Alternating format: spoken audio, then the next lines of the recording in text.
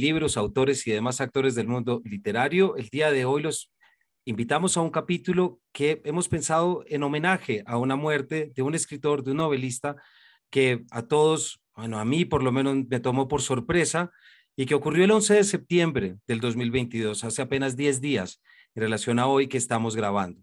Me refiero al gran novelista Javier Marías, autor de más de casi 20 novelas, y para eso hemos invitado a dos amigos, pero también dos personas que trabajaron con él, eh, y los hemos invitado más que para venir a analizar su obra, es en realidad como una invitación a que lo recordemos, ya que lo podamos traer, ya que aquí desde esta casa siempre lo admiramos y seguimos mucho y por eso pensamos en que fuera esta una invitación a ustedes, la audiencia, para que lo conozcan y vayan a leer sus novelas. En primer lugar, contamos con una invitada que siempre habíamos querido tener, pero que no habíamos podido, cosa que nos tiene muy felices, Pilar Reyes. Pilar, bienvenida a Paredro. Hola Camilo, un gusto. Pilar es directora editorial de Alfaguara y también fue editora, por supuesto, de Javier Marías. Y también invitamos a un escritor que ya es gran amigo de la casa, a quien, por supuesto, seguimos y leemos y recomendamos, como es Juan Gabriel Vázquez. Juan, bienvenido de nuevo a Paredro. Muchas gracias, Camilo. Un placer estar aquí como siempre. Bueno, pues yo quisiera comenzar compartiéndoles la impresión positiva que me ha dado todo lo que se ha publicado acerca de Javier Marías en los últimos 10 días.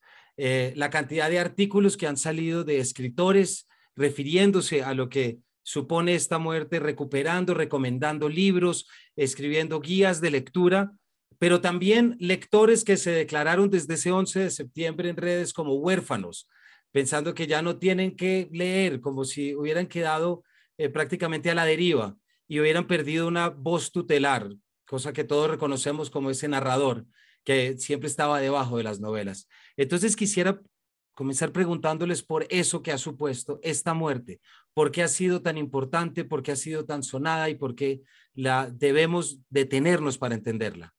Pilar, si nos quieres contar.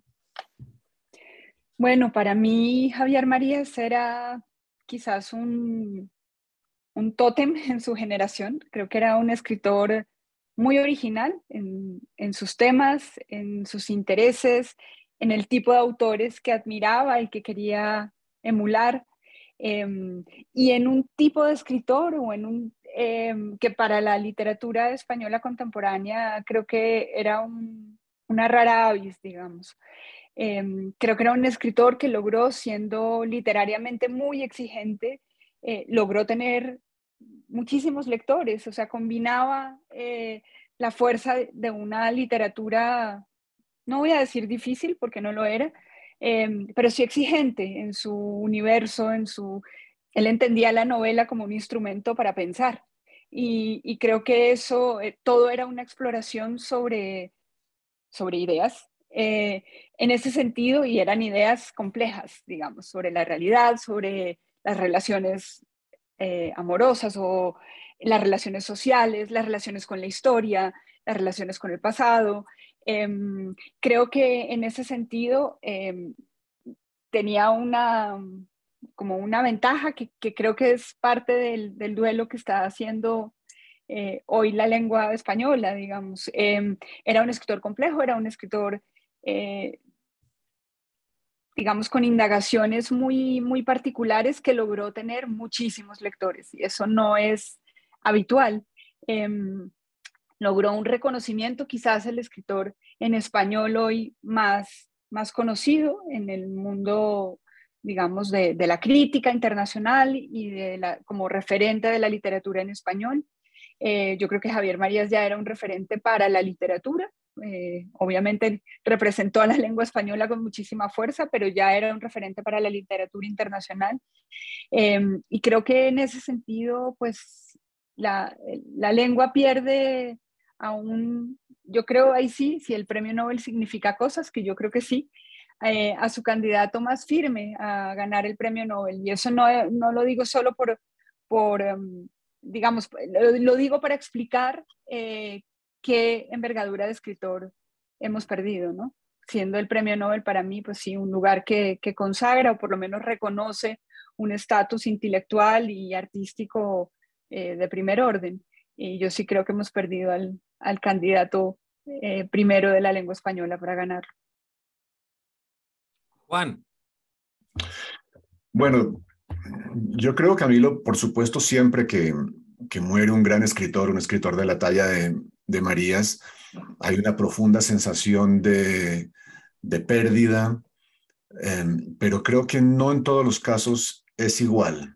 Con Marías no solo lamentamos la desaparición de la persona, de su presencia, digamos, en la conversación literaria, eh, por supuesto, de la calidad de sus novelas, pero hay algunos escritores que logran, por decirlo así, inventar un territorio tan particular, tan especial, tan personal, que con su muerte sentimos que nos han dejado por fuera de ese territorio, que ya no habrá más exploraciones de ese lugar que nos gustaba, esa voz, esa mirada especial, esa exploración de ciertos asuntos de cierta manera muy idiosincrásica, eso ya no existirá más.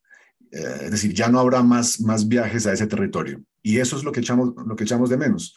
Um, Escribía yo hace poquito que es como si nos hubieran dejado por fuera, ¿no?, de una habitación, hubieran cerrado la habitación con llave y hubieran tirado la llave. Ya nunca más volveremos a entrar a una de esas exploraciones en la voz de los narradores de Marías y con la mirada de Marías. Eso es algo que no siempre se puede decir. Como digo, toda desaparición de un gran escritor genera huérfanos, como decía usted, pero hay algunos que lamentamos porque, porque sentimos que nos han robado algo, ¿no? Una posibilidad de ver el mundo de una cierta manera que ya no tendremos más que en los libros que ya existen, que es mucho, que son muchos, por fortuna, que son amplios. Deja una obra muy rica Javier Marías. Y entonces tenemos eso, tenemos esas maravillosas novelas para volver, pero ya no habrá otras instancias nuevas que esperábamos sus lectores, ¿no? Cada nuevo libro de Javier Marías era para mí un acontecimiento, para mi vida personal de lector. Desde que lo leí por primera vez, eso había marcado un poco. Los libros de Marías, cada nuevo libro, habían marcado un poco mi vida de lector y bueno, eso se ha acabado y es una lástima. Pues a mí muchas gracias en primer lugar porque creo que lo que podemos resumir, Juan, usted en el artículo que publicó el Día de la Muerte, me parece, habla de cómo habíamos ya perdido la habilidad pues que María significaba esa posibilidad que teníamos para llegar al misterio y para Sí. comprender cosas que antes no habíamos conocido. Y Pilar, tú lo dices un poco así, la novela como ese aparato de ideas y aparato para pensar. A mí lo que me impresiona siempre del narrador de Marías es que es como llegar conoce tan bien y que le está diciendo las cosas de una manera tan certera frente a lo que uno siente y a lo que uno piensa, que cada novela era una experiencia literaria y de conocimiento propio, me atrevo a decir, a través de un lenguaje sobre el que vamos a hablar o les voy a preguntar ahora. ¿Por qué no nos cuentan un poquito lo que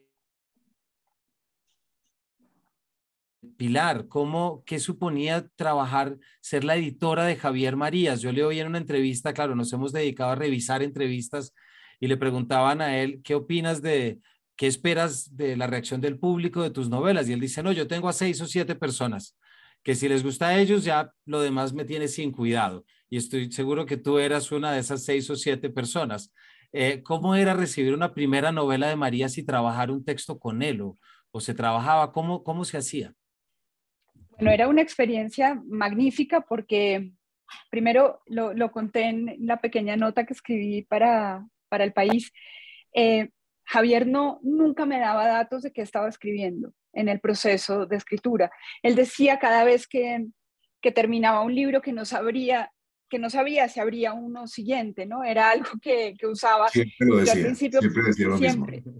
Y yo pensaba, bueno, esto es coquetería, ¿no? Pero luego, cuando lo conocí más, me daba cuenta que realmente él no tenía una, digamos, cartera ilimitada de ideas para escribir libros, ¿no? Sino que era algo que iba saliendo, como era casi un proceso mental de dónde estaba el germen de esa novela, ¿no? Era una pregunta, era una frase, era una duda, no exactamente una historia, creo que realmente él tenía por lo menos una pregunta sobre si habría un libro siguiente.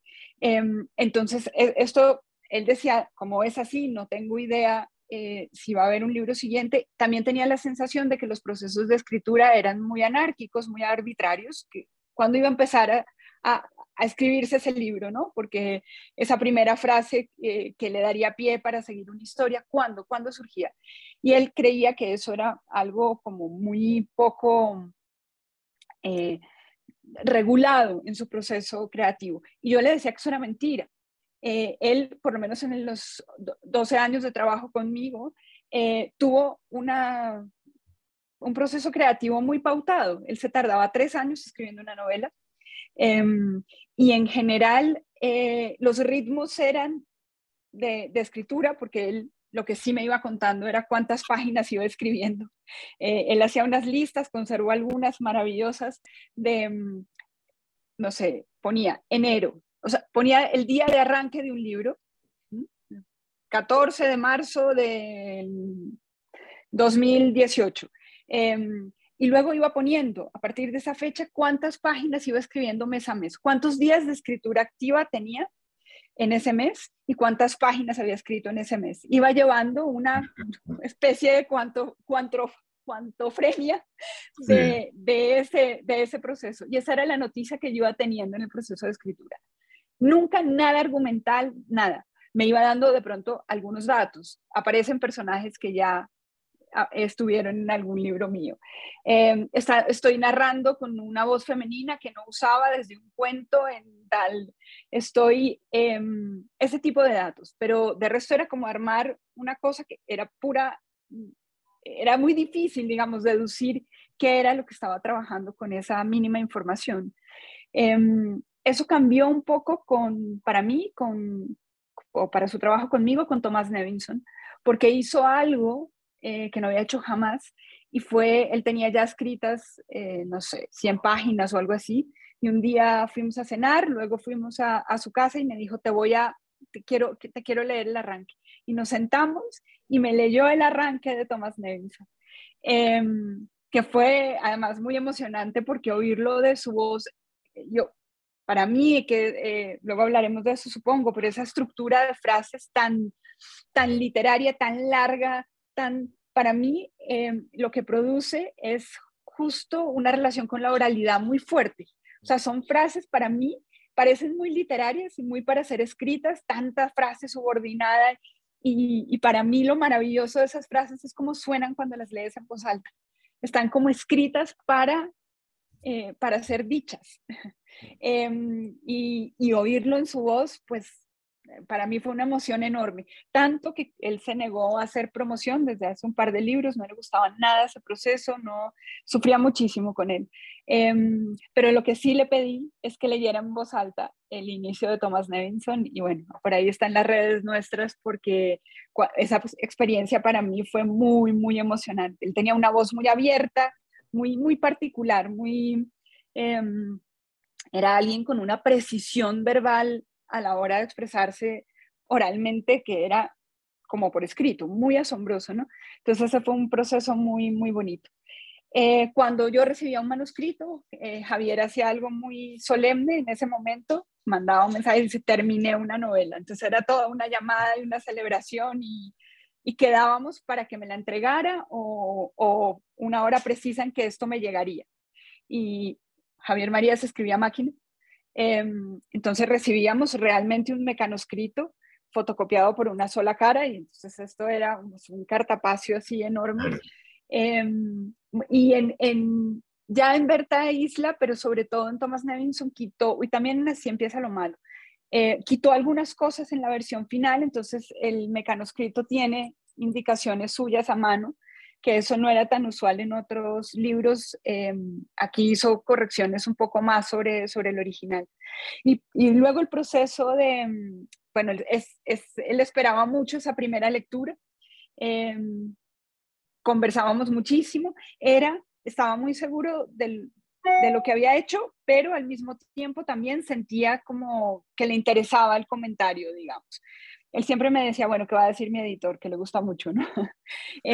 Pero bueno, yo intentaba hacer realmente una lectura que fuera no complaciente, sino, no sé, que fuera realmente una conversación. Nunca llegamos a editar un texto suyo así con bisturí, digamos, pero en algún momento, por ejemplo, recibió bien alguna escena que era muy larga y bueno, acortó alguna parte, pero aquí quien nos esté oyendo en este momento, que imagine la siguiente escena, que es escribir a máquina para un escritor de hoy.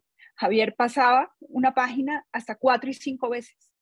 Entonces, Claro. la relación con cada párrafo era algo muy particular, que es muy distinta a la relación, bueno, aquí Juan hablará de su proceso de escritura, pero es muy distinta a la relación que se puede tener de corrección y de trabajo sobre el ordenador. Él realmente daba por finalizada una página. Esto era un trabajo artesanal enorme, iba eso repitiendo y volviendo a pasar la página hasta que quedaba impecable. Es muy difícil luego pensar que uno puede editar, o sea, ese es un texto que está totalmente armado, ¿no? Así que lo que hacíamos era transcribir, pues digamos, pasar esto a un documento que pudiéramos luego trabajar en términos de maquetación y demás, y había un proceso muy cuidadoso de no perder nada en esa conversión, ¿no? Entre su mecanoscrito y nuestro archivo. Y luego él se metía muchísimo en todo el proceso ya final del libro. Él elegía sus portadas, nos pasaba un montón, tenía una carpeta maravillosa que abría y había postales y cuadros y siempre era un debate de, Dios mío, yo veía esto y decía, voy a conseguir los derechos de este cuadro, ¿dónde estará? Y le digo, ¿pero dónde encontraste esto? Y como él no usaba internet, me decía, me lo compré en un mercado en Londres en el año 73. Y yo, Dios mío, ¿dónde voy a encontrar esta foto? Entonces era todo un viaje en términos de consecución de derechos para intentar, bueno, cumplir su deseo de que esa era la cara que quería que tuviera ese libro, ¿no? Y se metía en las fajas, en los textos de contraportada, él validaba todo eso, o sea, era en ese sentido un escritor muy cuidadoso del libro como objeto. Él finalmente era editor también, así que creo que entendía muy bien todo ese proceso. Era un placer, yo peleaba con él, peleaba entre comillas, digamos, las discusiones más grandes las teníamos ya en el proceso de promoción del libro, que como decía antes, a él no le gustaba. Entonces era una conversación un poco más difícil ahí bueno, para intentar convencerle de que cada vez pues, el escritor tiene que estar como en primer plano, y él decía, no, en primer plano está el libro, punto, yo ya dije todo lo que tenía que decir. Odiaba las entrevistas que intentaban hacerle explicar el libro. Es que si yo supiera explicar el libro, pues no lo habría escrito, hubiera escrito un Claro. artículo, hubiera escrito otra cosa, ¿no? He escrito algo de ideas que tenía sobre X elementos y yo no lo puedo explicar. Lo que yo sabía sobre esa historia lo puse ahí, ¿no? Y por tanto detestaba la promoción, y ahí teníamos conversaciones que eran muy chistosas, conversaciones donde yo terminaba diciéndole, vale, no hacemos nada, no había mucho más que hacer. Increíble, Pilar, cómo cuentas de el hecho de pasar 4 hojas en una máquina de escribir, sí genera esa cohesión y esa articulación tan increíble de lo que es el estilo de Marías, del que ahorita, como también dices, pues sobre el que vamos a hablar, y sobre todo un punto en el que yo también lo veo así por, digamos, escuelas en las que él se inscribe, como esto de la oralidad, y eso que uno cree que está muy lejano y en realidad es como uno muchas veces piensa, y los ires y venires del pensamiento. Juan, ¿por qué no nos cuenta un poco usted en qué momento conoce al Marías, autor, digámoslo así, cuando lo lee, y después cuando lo conoce en persona, porque también usted tiene su lugar en el Reino de Redonda, y si nos quiere contar también por ahí? Sí, pero antes, Camilo, es que Pilar dijo tantas cosas que me interesan y que también me han, me han interpelado constantemente como lector de Marías y como novelista, que tengo que comentar un par de cosas. Por favor. Lo de que él escribiera en máquina, que voluntariamente hubiera tomado la decisión de nunca pasar a lo siguiente, ¿no? Nunca pasar al computador, para mí, para mucha gente era un capricho, parte de su persona, ¿no? Que era, había algo anacrónico en Javier, en muchos sentidos. Una manera especial de estar en el mundo, que venía también con un temperamento, con una manera de valorar ciertas virtudes, como la cortesía, por ejemplo, las buenas maneras. Y, y era, en muchas cosas, él se sentía un poco fuera de su tiempo. Pero lo de la máquina de escribir no era eso, o no era solamente eso. Para mí tenía mucho que ver con su método, que era, como decía Pilar, el hecho de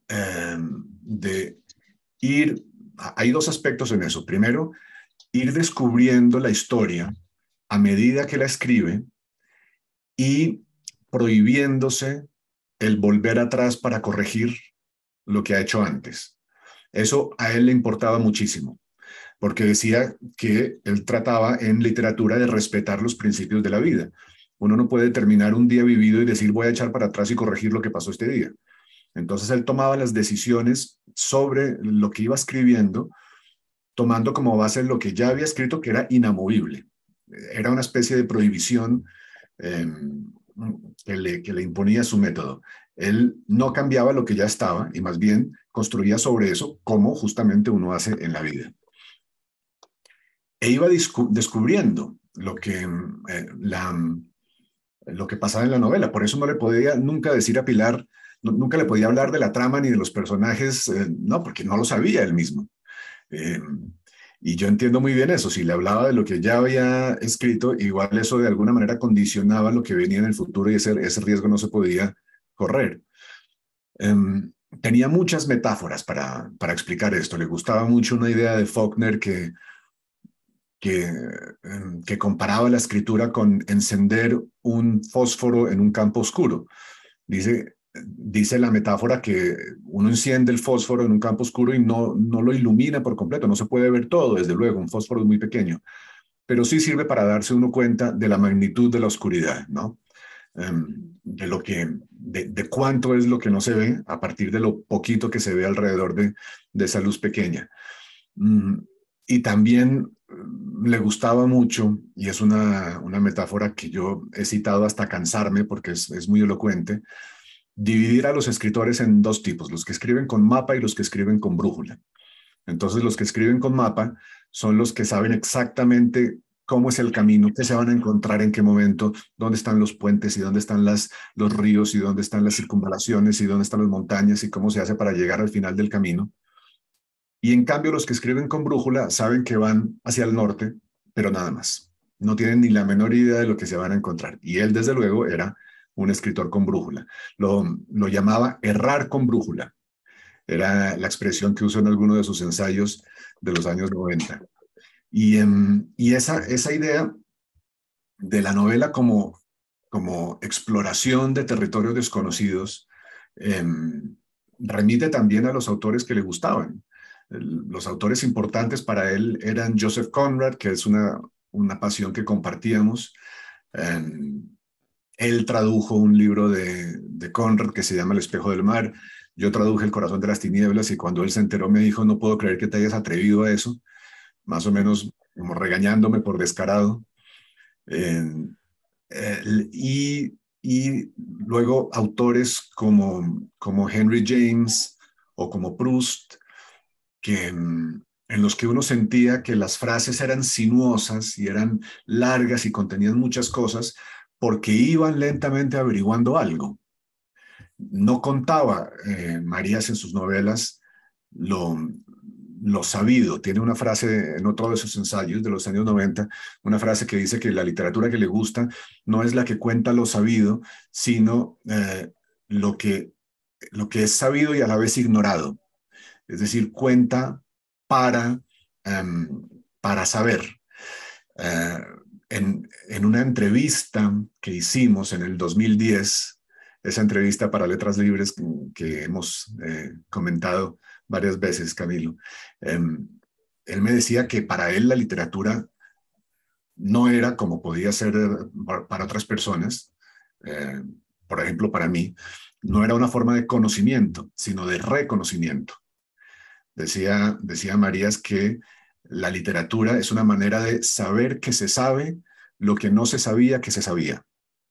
Es decir, ese momento en que uno va leyendo una novela y dice, ah, sí, esto es así, esto yo lo sabía, de alguna manera lo intuía, pero nunca me lo habían puesto con estas palabras y solo ahora lo puedo reconocer.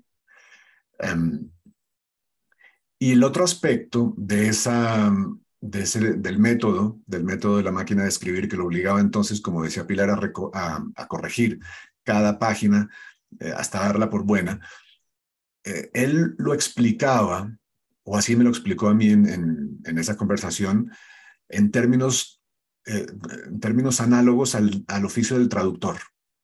Él decía, un traductor tiene un texto base que entonces va traduciendo y va corrigiendo esa traducción hasta que ya la da por buena. Y él decía que él se comportaba con sus ficciones igual que un traductor. Sacaba un primer borrador de su página y luego se dedicaba, como si dijéramos, a traducirla a una versión mejor y a una versión mejor y a una versión mejor hasta que ya decía, no lo sé hacer mejor. Y en ese momento entonces pasaba a la página siguiente. Entonces, claro, la edición de una novela así, pues ahí digamos, son textos muy, muy bien cerrados por dentro, ¿no? En los que hay muy poca improvisación eh, y en los que, entonces, como digo, el método tiene mucho que ver con, el método, digamos, literario, tiene mucho que ver con el método técnico. Y eso a mí siempre me pareció fascinante. Hay una cosa que quisiera agregar sobre lo primero que decías, Juan. Decía él que la escritura era como, o el proceso de escritura como la vida, pero al mismo tiempo decía que la novela finalmente tenía la facultad, muy contraria a la vida, de que no había otra versión más que esa, que quedaba ahí fijada, ¿no? Sí. Y en ese sentido que era un instrumento tanto en su relación con el tiempo como en su relación con la verdad, no sé si esa es la manera de explicitarlo, por lo menos con la versión de lo que estamos contando, que solo tiene una, aquella que el escritor ha narrado, ¿no? Y en ese sentido es un instrumento completo, Sí. que me parecía una magnífica reflexión, digamos, entre el proceso y el resultado, ¿no? Como dos elementos en ese sentido distintos, ¿no? Sí, sí, sí, creo que es en el discurso de entrada de la Real Academia, en donde dice que una novela es la única manera que tenemos de conocer algo por completo y de darlo por definitivo, ¿no? Lo que hay en una novela no cambia, esa es la versión definitiva de esos hechos tal como se han contado. Y en ese sentido es la única manera que tenemos de ese tipo de acceso a la experiencia humana, la experiencia humana como algo completo, cerrado, definitivo, confiable, vamos a decir, eh, y que se podía entonces utilizar para reconocer en nosotros mismos esa cantidad de cosas que tenía la novela como forma de pensamiento. Eso era algo que le importaba mucho. También lo dijiste, Pilar, la novela como forma de pensamiento. Decía él que hay un pensamiento filosófico, hay un pensamiento científico, hay un pensamiento matemático, lo que uno quiera, pero hay un pensamiento literario que es distinto de estos, que no se basa eh, en datos concretos, que no se basa en conocimientos comprobables, pero que es imprescindible para la comprensión de la condición humana, ¿no? De nuestros rincones, de nuestros asuntos ocultos. Y él creía en eso, en la ficción como una manera de pensar que es irreemplazable y que no existe en ningún otro género. Hay algo que les quería preguntar, porque es que a nuestros oyentes vamos a terminar leyendo, porque no hay mejor forma de homenajear y referirse a un autor que leyéndolo, por supuesto, pero hay una pregunta que les quiero hacer, a ver si es eso de pronto algo que nos permite entender mejor o ubicar todas estas condiciones de las que estamos hablando. Pilar, la novela como máquina, el estilo, Juan también, lo que nos dice la forma de entendernos, y es la relación que tuvo Marías con la cultura inglesa y con la literatura inglesa y con la lengua inglesa. ¿Cierto? O sea, 6 o 7 títulos suyos son tomados de Shakespeare. Vive, estudia, de ahí sale todas las almas y después, por dicho, está toda la parte inglesa, pero yo me he preguntado si acaso esa habilidad que desarrolló Marías para poder tener esa voz, esa estructura, esas frases sinuosas, esos juegos del lenguaje, fue como por recibir una herencia, traduciéndola a lengua castellana, pero de sintaxis y estructura inglesa, ¿sí me explico? Como si uno bebiera de otra lengua y encuentra su lugar en la suya propia. Sí, sí. Sí, sí, yo lo veo así. Él tradujo muy joven el Tristram Shandy de Lawrence Sí, que Stern. eso me parece una locura deliciosa, además, sí. Claro, claro, es una novela complejísima, una novela del siglo XVIII montada toda sobre el principio de una frase muy larga, caótica a veces, y de las digresiones que Marías defendió tanto. Para él la digresión era casi que un asunto de poética literaria, y le parecía que esas novelas en las que nada sobra, que la gente elogia porque en ellas nada sobra, ni una página sobra, ni una palabra sobra, pues eso le parecía a él que era más bien una cosa que pertenecía al costurero o al decorador, decía él en un artículo, que a la literatura que le interesaba, no solo se permitía, sino que dependía de esas digresiones, que eran los lugares por donde entra el pensamiento, la reflexión, todo lo que le parecía que separaba a la literatura eh, de, pues de otras maneras de explorar la vida. Y yo creo que esa frase larga, esa sintaxis complicada, la aprendió en buena parte de su traducción de Stern y, y luego se fue afilando con otras cosas, pero era inseparable de la lengua inglesa. Por eso sus detractores lo acusaron siempre de escribir malas traducciones del inglés, le decían. Y era la acusación más recurrente, porque él sí llevó a la prosa en español una especie de impronta muy particular, de signo opuesto a la de Borges, digamos. Borges también escribía en inglés con palabras en español, en cierto sentido. Pero la influencia de la lengua inglesa en la prosa de Marías es de signo opuesto, más bien para ampliar la prosa y llevar al límite la gramática. Como digo, sus detractores le apuntaban a esto, a una prosa que tenía tanta influencia de otra lengua que a veces llevaba al límite la gramática y la construcción y la sintaxis de algunas frases de Marías.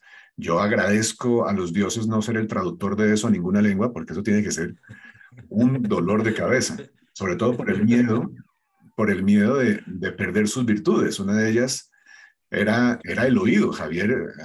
Marías escribía como un músico, es decir, tenía un oído para los ritmos de la prosa que montaba en sus frases, que era muy impresionante. Por otra parte, la lengua inglesa, la tradición literaria en lengua inglesa, es inseparable para mí de ciertos valores que le interesaban mucho y que yo creo son la causa de lo que decía Pilar antes, de la manera como él construyó una novela muy, muy literaria, muy sofisticada y muy exigente, y al mismo tiempo de amplio público. Tenía muchísimos lectores y muy devotos. Y eso es porque había valores que él identificaba con la literatura en lengua inglesa, y yo creo que tenía razón, como por ejemplo el respeto por la curiosidad del lector, la idea de construir novelas alrededor de misterios. No le parecía que hubiera nada indigno en eso, que es algo que piensan muchos escritores. Para él, la novela de aventuras era importantísima. La novela, la novela de investigadores, la novela negra incluso, y conocí la novela de terror, ¿no? Conocía autores de novela de terror, de novela gótica, de los que yo no he oído hablar a nadie más. Eh, Gente que es lo más secreto del mundo, autores secretos para los ingleses. Marías los conocía como si hubiera vivido al lado de ellos. Y eran estos géneros, ¿no? Era la novela de terror, la novela de aventuras, la novela de detectives.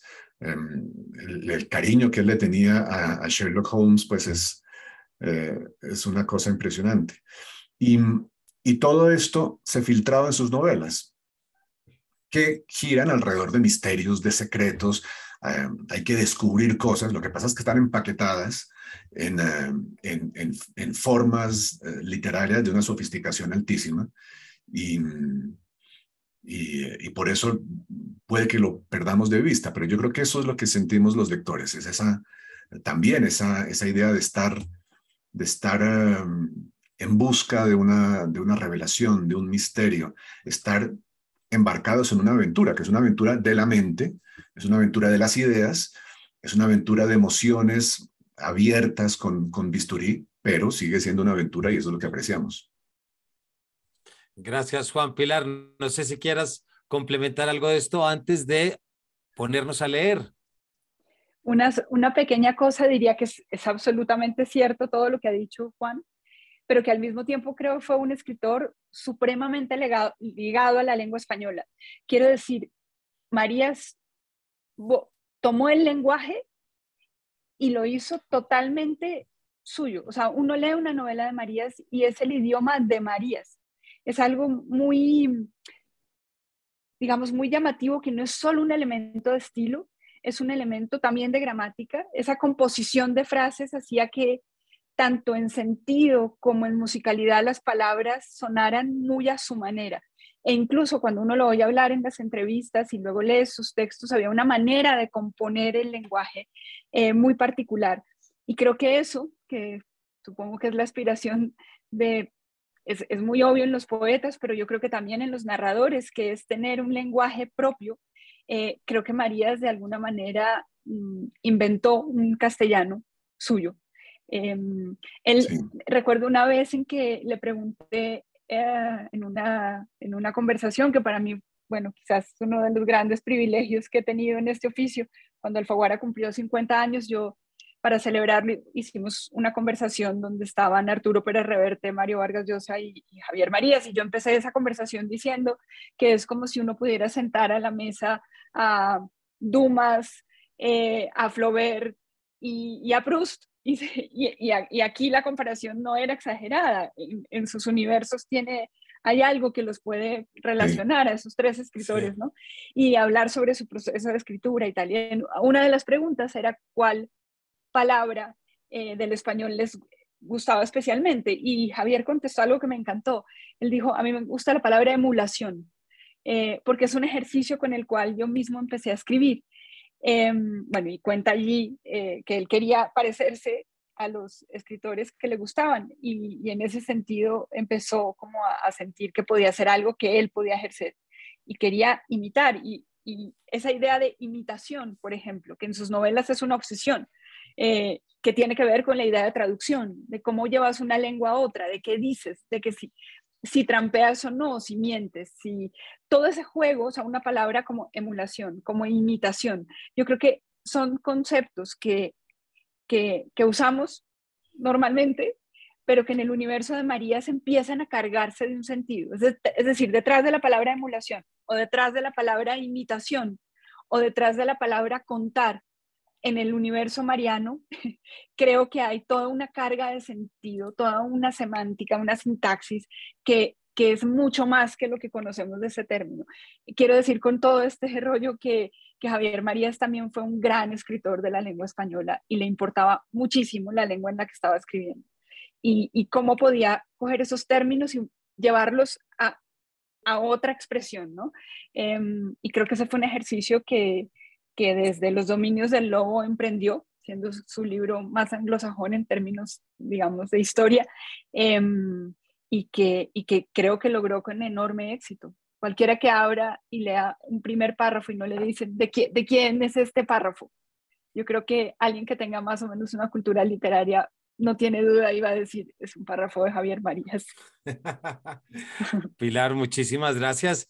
Pues yo creo que tengo aquí todavía muchas cosas sobre las que les quería preguntar, pero el tiempo se nos empieza a acabar ya y no quiero terminar este capítulo sin pedirles, tal como ya habíamos quedado antes, que nos lean algún fragmento de Javier Marías para que, y lo recordamos de manera enfática, el objetivo de esto es que ustedes, la audiencia, cuando terminen, salgan a buscar su libro de Marías. Y eso se hace, por supuesto, escuchando sobre, pero también escuchando la obra y sobre todo en voz alta. Así que no sé quién prefiere comenzar. Yo tengo que buscar el mío, entonces, no sé, ¿podemos parar acá un segundo mientras lo Sí, busco? claro, claro que Es sí. un segundo. Vale, pues es que no sé si al hacer esto me voy de la... Te avisamos si sí o si no, no te preocupes. Sí, espera, ya mismo me conecto. Eh,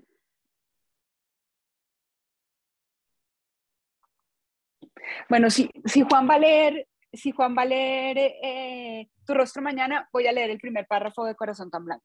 Voy a ir por el Ay, libro. buenísimo, ¿Sí? sí, Un sí. segundo. Famosísimo.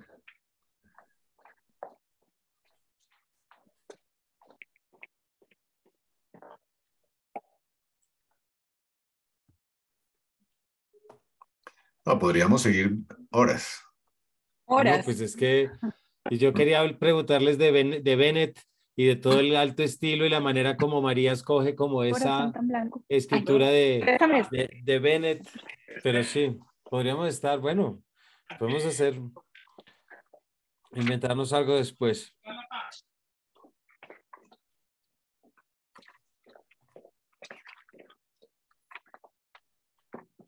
Aquí estoy ya.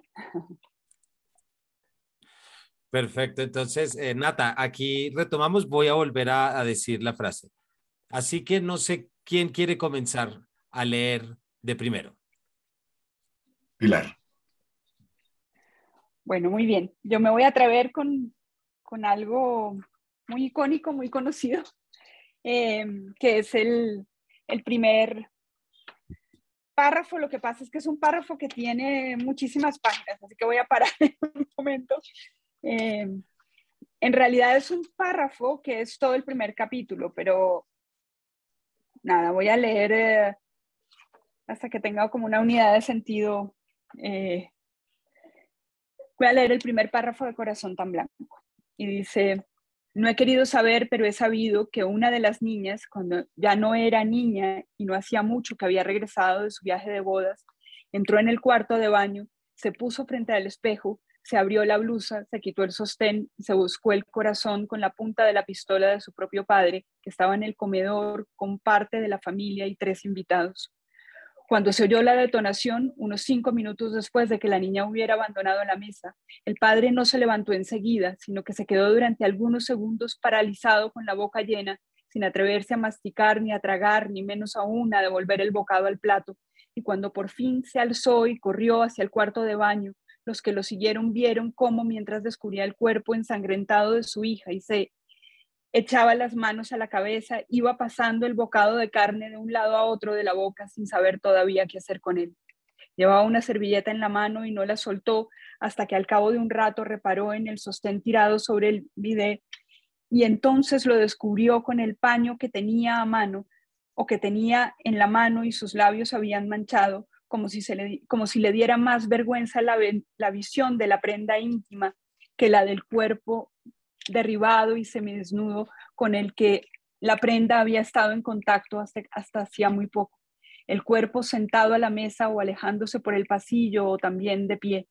Antes, con gesto automático, el padre había cerrado el grifo del lavabo, el del agua fría, que estaba abierto con mucha presión. La hija había estado llorando mientras se ponía ante el espejo, se abría la blusa, se quitaba el sostén y se buscaba el corazón, porque tendida en el suelo frío del cuarto de baño enorme, tenía los ojos llenos de lágrimas que no se habían visto durante el almuerzo, que no se habían visto durante el almuerzo ni podían haber brotado después de caer sin vida. En contra de su costumbre y de la costumbre general, no había echado el pestillo, lo que hizo pensar al padre, pero brevemente y sin pensarlo apenas, en cuanto tragó, que quizás su hija, mientras lloraba, había estado esperando o deseando que alguien abriera la puerta y le impidiera hacer lo que había hecho, no por la fuerza, sino por su mera presencia, por la contemplación de su desnudez en vida o con una mano en el hombro. Pero nadie, excepto ella ahora, y porque ya no era una niña, iba al cuarto de baño durante el almuerzo. El pecho, que no había sufrido el impacto, resultaba visible, maternal y blanco y aún firme, y fue hacia él, hacia donde se dirigieron investigativamente las primeras miradas, más que nada para evitar dirigirse al otro, que ya no existía o era solo sangre. Hacía muchos años que el padre no había visto ese pecho, Dejó de verlo cuando se transformó o empezó a ser maternal, y por eso, y por eso no solo se sintió espantado, sino también turbado. La otra niña, la hermana, que sí lo había visto cambiado en su adolescencia y quizás después fue la primera en tocarla, y con una toalla, su propia toalla azul pálida, que era la que tenía tendencia a coger. Se puso a secarle las lágrimas del rostro mezcladas con su sudor y con agua, ya que antes de que se cerrara el grifo, el chorro había estado rebotando contra la losa y había caído en gotas sobre las mejillas, el pecho blanco y la falda arrugada de su hermano en el suelo. Todo lo que he leído es un único párrafo, no hay ningún punto y aparte, y muchísimas de las frases que yo he puesto como puntuación son comas, no son puntos. Lo que pasa es que leerlo es muy difícil. Habría que entrenar muchas veces para leer esto de una manera fluida. Pero muchos quedamos atrapados en Marías precisamente por ese primer párrafo, Pilar. Sí. Así que muchísimas gracias. Ese fue mi rapto inmediato, en realidad. Y creo que fue recomendación aquí de Juan Gabriel. Juan, ¿qué nos quiere leer? Bueno, yo voy a leer en la primera página de un capítulo intermedio de Tu rostro mañana, o más bien del primer volumen de Tu rostro mañana, que es una novela publicada en 3 volúmenes, no una trilogía, como le gustaba aclarar a Marías. No es una trilogía, es simplemente una novela que se publicó en 3 entregas. Y la primera se llama Fiebre y Lanza. Y hay un capítulo en el que el narrador, que se llama Jacobo Deza, se encuentra en la casa de un antiguo profesor inglés. Están en Oxford, al lado del río, queda la casa. El hombre, el profesor, se llama Peter Wheeler y tiene una biblioteca fantástica. Y hay una especie de misterio que está surgiendo en la novela y que nos lleva a este momento en el que el narrador se queda solo en la biblioteca de la casa durante la noche y va a buscar entre los libros ciertas respuestas a preguntas que se están haciendo sobre el pasado de algunos personajes, entre ellos el dueño de casa. Y el dueño de casa se ha ido a dormir y él se queda ahí leyendo en la noche. Y es una de las escenas de lectura que es muy difícil de hacer en literatura. Describir una escena en la que alguien lee y hacerlo de manera que sea apasionante, interesante, es muy difícil. Y esta es una de las mejores escenas de lectura que yo conozco. Entonces el narrador dice: hablan los libros en mitad de la noche como habla el río, con sosiego o desgana, o la desgana la pone uno con su propia fatiga y su propio sonambulismo y sus sueños, aunque esté o se crea muy despierto. Uno colabora poco, o eso cree, tiene la sensación de irse enterando sin apenas esfuerzo y sin hacer mucho caso. Las palabras se van deslizando suave o desmayadamente, sin el obstáculo de la alerta lectora, de la vehemencia, se absorben pasivamente o como un regalo y parecen algo que no computa ni cuesta ni trae provecho. También su rumor es tranquilo o paciente o lánguido, también son un hilo de continuidad entre vivos y muertos, cuando el autor leído es ya un difunto, o bien no, pero interpreta o relata hechos pasados que no palpitan y sin embargo pueden modificarse o negarse, entenderse como vilezas o hazañas, y esa es su manera de seguir viviendo y de seguir turbando sin darnos jamás descanso. Y es en mitad de la noche cuando más se asemeja uno mismo a esos hechos y a esos tiempos, que ya no pueden oponer resistencia a lo que se diga de ellos, o a la narración, o al análisis, o a la especulación de que son objeto, igual que los indefensos muertos, aún más indefensos que cuando fueron vivos y durante mucho más tiempo. La posteridad es infinitamente más larga que los escasos y malvados días de cualquier hombre. Tampoco entonces, cuando aún en el mundo pudieron muchos deshacer los equívocos o refutar las calumnias, a menudo no les dio tiempo o ni siquiera se enteraron de ellas para poder intentarlo, porque fueron siempre a sus espaldas. Todo tiene su tiempo para ser creído, hasta lo más inverosímil y descabellado, había dicho Tupra, sin dar a su frase la menor importancia. A veces dura días tan solo ese tiempo, pero a veces dura ya siempre. Eso es. Juan, muchísimas gracias. Pilar, creo que con esta lectura en voz alta de la obra, no creo que ya, como bien diría él, no hay nada más que decir en la medida en que ya está ahí Juan Gabriel acaba de leer, repito, De tu rostro mañana, que es esa novela escrita y entregada en 3 entregas, digámoslo así, por donde no sé si la gente y los lectores que están conociendo deberían comenzar por ahí. Quisiera, ya antes de despedirnos, dar una última recomendación, porque estoy seguro que muchos ya quedaron antojados. ¿Por dónde comenzar a leer a Marías si es la primera vez? ¿Qué opinas, Pilar? Yo diría que por Corazón tan Blanco. Me parece que es un buen libro para empezar a leerlo, porque es un libro donde está todo su estilo, en algún caso incluso eso, llevado al límite del esfuerzo de la frase subordinada.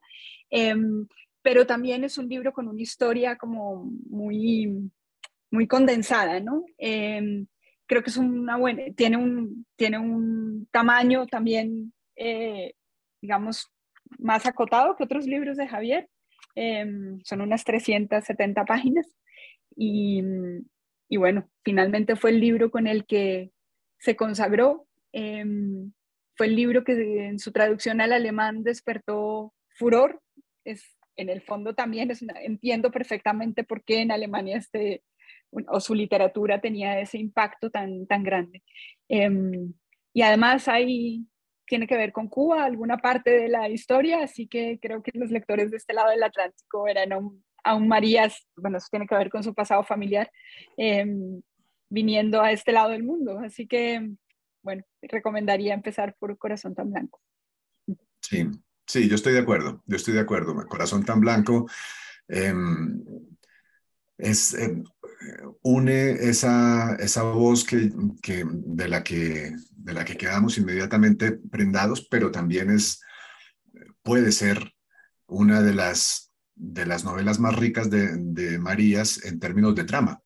Hay mucho que está pasando, hay amores y hay tensiones matrimoniales y hay secretos de familia, y hay un tipo de violencia larvada en ciertos momentos, y hay al mismo tiempo eso que tenía Marías, que era rondar como un tiburón una misma idea, una misma emoción, ¿no?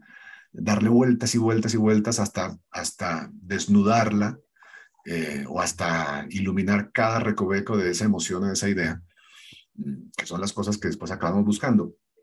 Yo leí De tu rostro mañana, que yo creo que es una novela para iniciados. Es cuando uno ya está ahí como lector de Marías, cuando uno ya siente que es un gusto adquirido, digamos, o incluso una adicción, ¿no?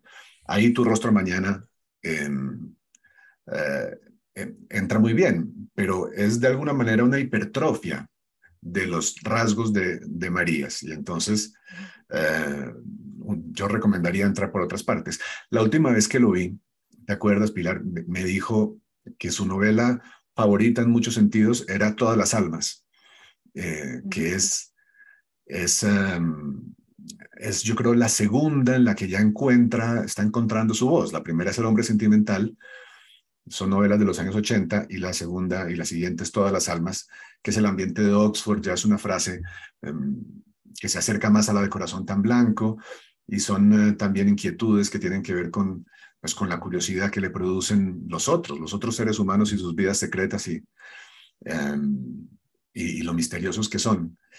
Y esta tiene 200 páginas. Entonces también podría ser una opción. Tiene menos intriga, tiene menos intriga, me parece, pero, pero bueno, los lectores de hoy aparentemente tienen menos tiempo, y entonces, bueno, esa es otra opción. Pero yo estoy de acuerdo con Pilar, yo comenzaría por Corazón tan Blanco. Bueno, pues Pilar, Juan Gabriel, muchísimas gracias por habernos acompañado y por habernos contado cosas de Marías y sobre todo habernos ayudado a traerlo a este espacio y sobre todo promover su lectura. Muchas gracias por su tiempo. Muchas gracias, Camilo, un placer hablar con usted y hablar con Pilar como siempre. Igual de mi parte, un gusto y me encanta compartir esta conversación con Juan Gabriel, porque quizás la última vez que fui a la casa de Javier, porque luego me encontré con él en un bar o en una terraza, fue con Juan Gabriel. Lo fuimos a ver, así que que me ha encantado compartir esta conversación con él, Sí. recordando a Javier, y espero que, la verdad, decirle a los lectores literarios que se acerquen a una obra que estoy totalmente segura de la que saldrán enriquecidos tras su lectura. O sea que es una experiencia formidable que para quien no la haya tenido todavía, pues me alegra mucho que pueda Sí. empezar en este viaje que es el universo Marías. Así es, Pilar, algo de envidia. Hoy fue un día en verdad privilegiado para esta casa por haberlos tenido ustedes con la relación y solo resta lo que toca y es que nuestros queridos lectores y oyentes pues busquen su camino hasta su librería más cercana y escojan el libro que quieran. Ya tienen la recomendación, pero sobre todo que continúen. Así que gracias por habernos acompañado y nos vemos en una próxima edición de este Paredro.